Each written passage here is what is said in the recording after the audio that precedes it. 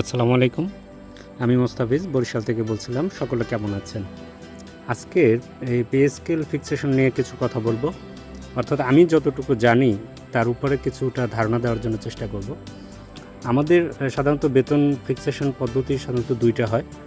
এখানে লেখা আছে পার্থক্য যোগ পদ্ধতি আর ইনক্রিমেন্ট ফ্যাক্টর পদ্ধতি। তা পার্থক্য যোগ পদ্ধতিটা হচ্ছিল ধরেন আপনার পুরাতন স্কেলে 14তম পে কোড আছে, আর আপনার প্রারম্ভিক বেসিক হচ্ছে 10,200 টাকা। আপনি 5% ইনক্রিমেন্ট পেয়ে 13,050 টাকা আসছে। এখন ওই 5% ইনক্রিমেন্ট সহ বেসিকটা এবং আপনার শুরুতে যে বেসিকটা ছিল, এই দুইটার পার্থক্য করলে আমরা এখানে পাই 2,850 টাকা।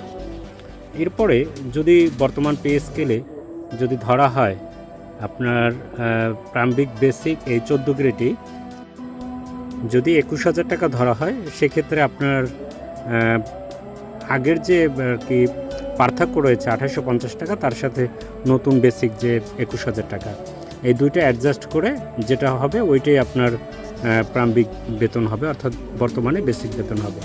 এরপরে পে চার্টে যদি আপনি দেখা যায় যে আপনার 23,850 টাকা ওই পে স্কেল টেবিলে না পাওয়া যায়, তাহলে তার নিকটতম যে উচ্চতর ধাপটা আছে ওইটাই আপনার নির্ধারণ হবে। অর্থাৎ এখানে একটা উদাহরণ দেওয়া আছে, যেমন আপনার 23,900 টাকা সাপোজ আপনার টেবিলে পাওয়া গেছে, তাহলে ওইটাই আপনার প্রথম বেসিক হবে। এরপরে দ্বিতীয় যে পদ্ধতিটা আছে ইনক্রিমেন্ট ফ্যাক্টর পদ্ধতি, এটা বের করার জন্য একটা সূত্র আছে, আমরা সূত্রটা এখানে দেখতে পাচ্ছি। ইনক্রিমেন্ট সহ বেতন তাকে ভাগ দিতে হবে আপনার পুরাতন স্কেলের প্রারম্ভিক বেতন। যেমন আপনি 5% ইনক্রিমেন্ট পেয়ে 13,050 টাকা আসছেন, আর আপনার চাকরির শুরুতে প্রথমে বেসিক ছিল 10,200 টাকা। এ থেকে ভাগ করলে আমরা যেটা পাই 1.28049 সামথিং।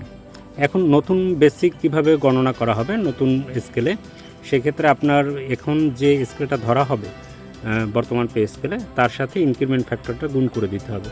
তার উদাহরণস্বরূপ আমি একটা এখানে দিয়ে দিলাম যে সাপোজ 14তম গ্রেডেই নতুন বেসিক 21,000 টাকা আর ইনক্রিমেন্ট ফ্যাক্টর আসছে 1.2049 সামথিং। এটা গুণ করলে আসে আপনার 26,880 টাকা।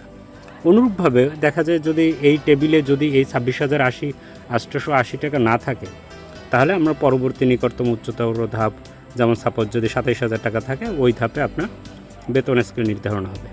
এই আশা করি এই ছিল আপনার স্কেলের ফিক্সেশন নিয়ে কিছু কথা। আর আমাদের দেশে তো সাধারণত যত নিচু মানের করা যায়, এক্ষেত্রে প্রথম পদ্ধতিটাই অবলম্বন করা যেতে পারে। সকলে ভালো থাকবেন। আসসালামু আলাইকুম।